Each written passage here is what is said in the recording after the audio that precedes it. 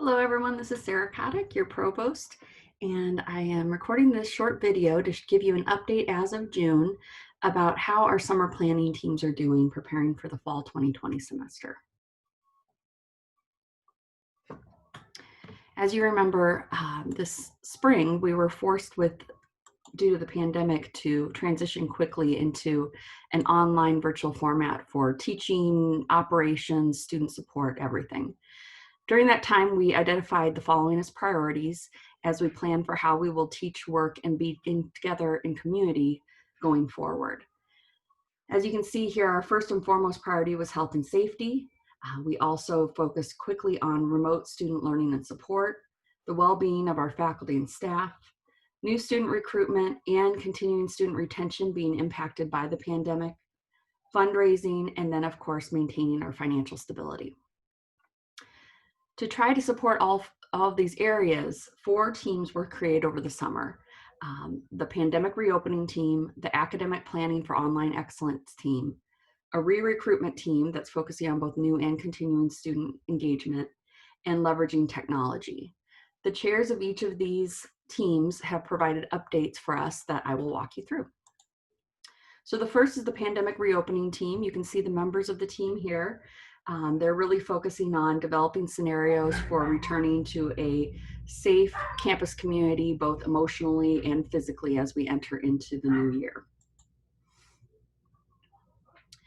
First of all, some individual preventive measures that they're going to be recommending.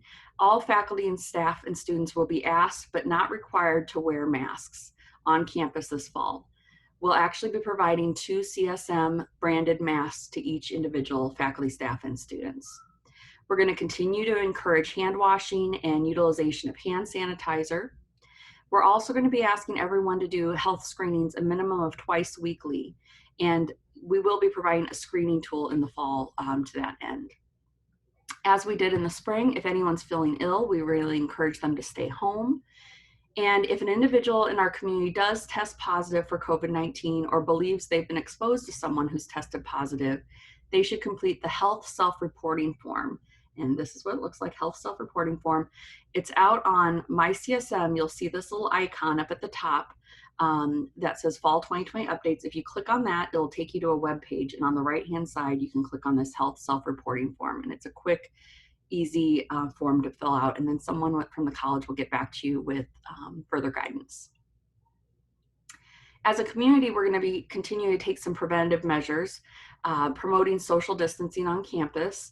That could include indicating capacity on the rooms and classrooms, markings on the floor about where to stand to allow for plenty of space between people who might be waiting in line, trying to maintain distance of 6 feet apart for individuals.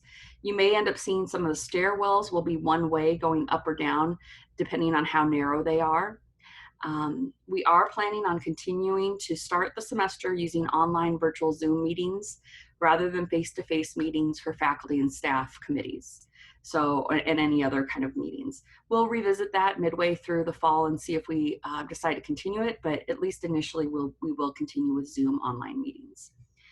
And finally, faculty and staff and students are going to be asked to assist in wiping down their desks or computer stations when they leave an area. And so cleaning supplies will be provided to faculty and staff for that, and those can be refilled as needed. With regard to online excellence in learning, this is the planning team, the members who have been working on academic planning, and they're really coming up with kind of best practices and minimum requirements for online learning as we move forward. So the first piece is really being as prepared as possible. And this is all, the next 2 slides are really focused on the faculty. So we need our faculty to be thinking ahead for the upcoming semester, because preparing for the classroom scenarios is really key to helping hopefully it go very smoothly. So the academic planning for online excellence team is encouraging all the faculty to build out their Canvas course sites to comprehensively support 15 weeks of teaching and learning. What we discovered in the spring was that faculty who had made this a common practice were able to transition themselves and their students very quickly into the online learning environment when we had to do that in the spring within 48 to 72 hours.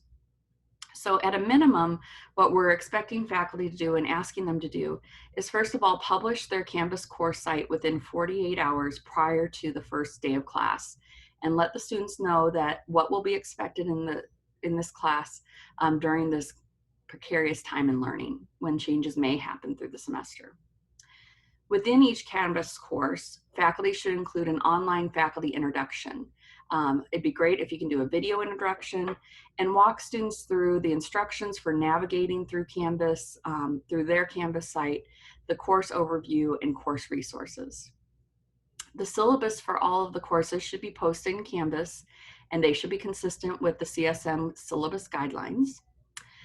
As faculty prepare their syllabi, they should review the policies and expectations to determine if there's reasonable flexibility considering our current circumstances. We anticipate that we may have situations where students need to be quarantined or in isolation due to COVID-19, or even the faculty might need to.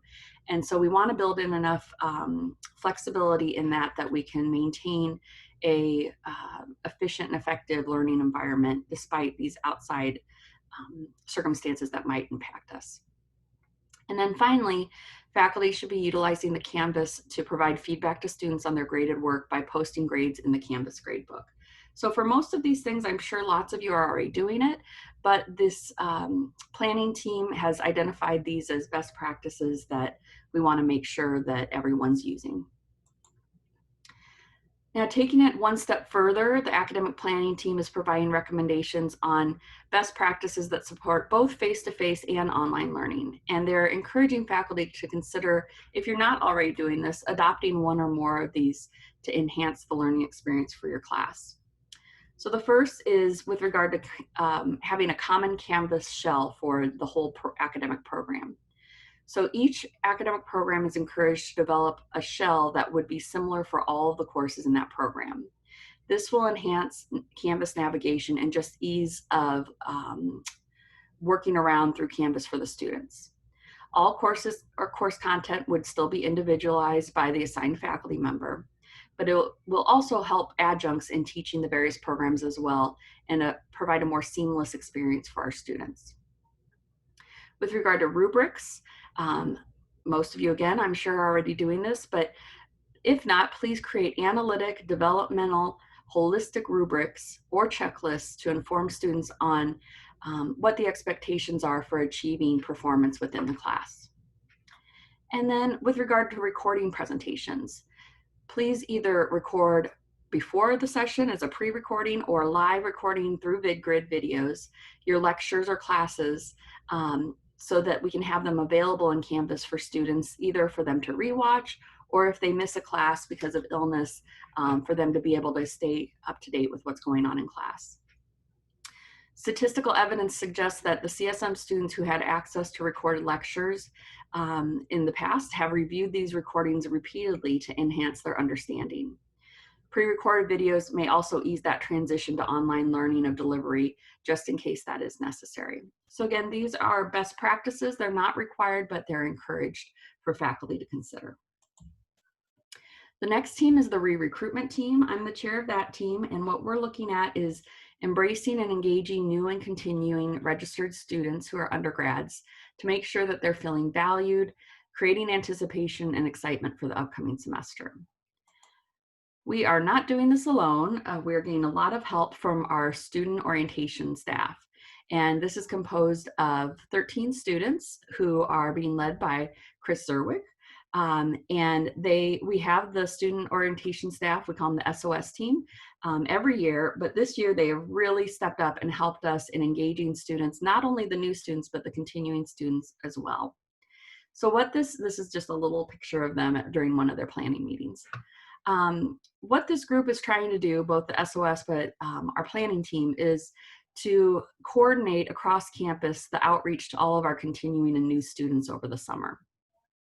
One of the things that SOS is doing, these students, is that they've created online group activities through GroupMe that are fun and help connect students to one another, new students and continuing students to their peers.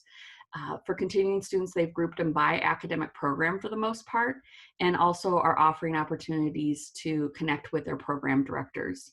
And so this is a great way that we appreciate SOS doing some outreach for our continuing students for us.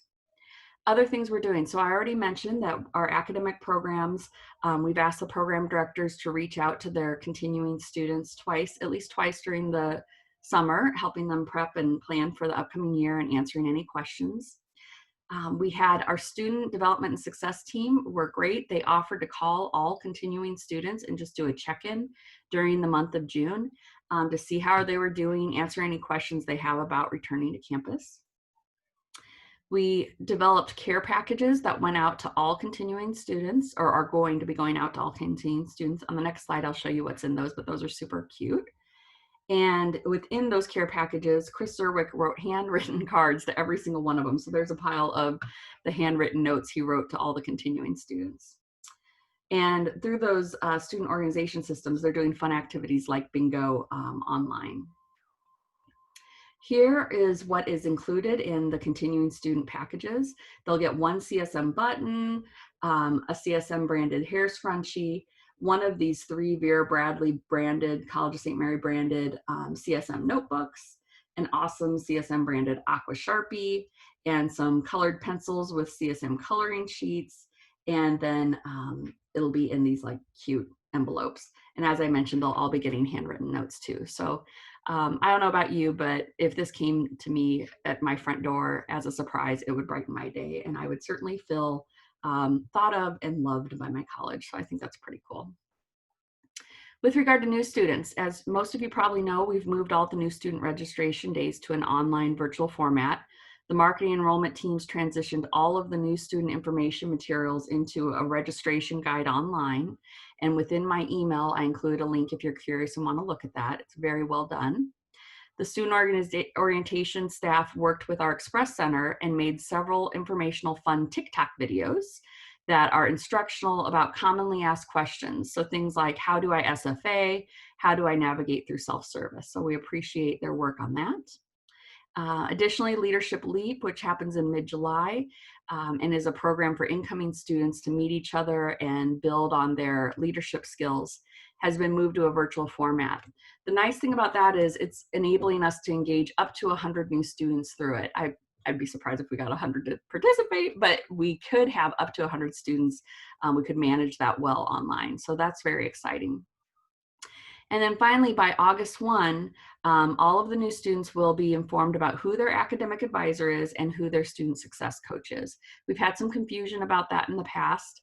As we enter the year, sometimes students aren't sure if the person who registered them during new student registration day is their advisor or who their advisor is. So we're going to put some communication around that to make that really clear and intentional for them.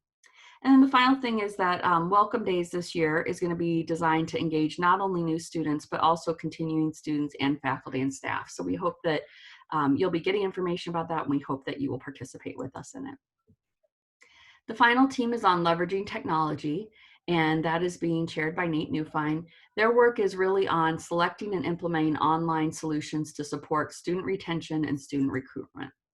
So on the retention side, the first step is that we have purchased a tool called Front Rush for our athletic teams.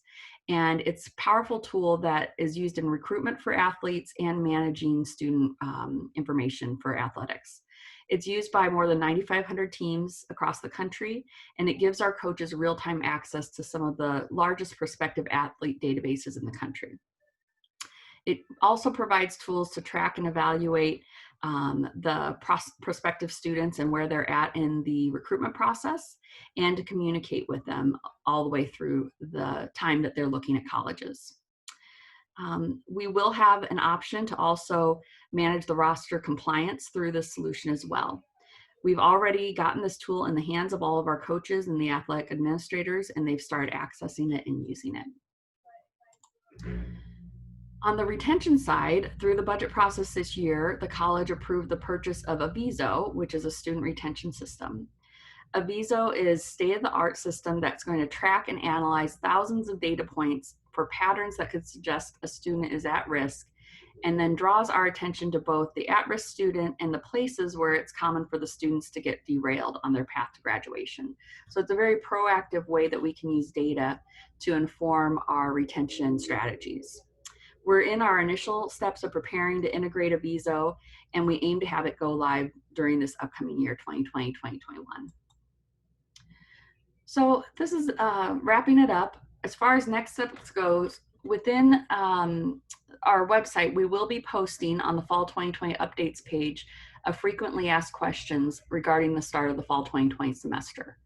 And we will email that link out the week of July 6th.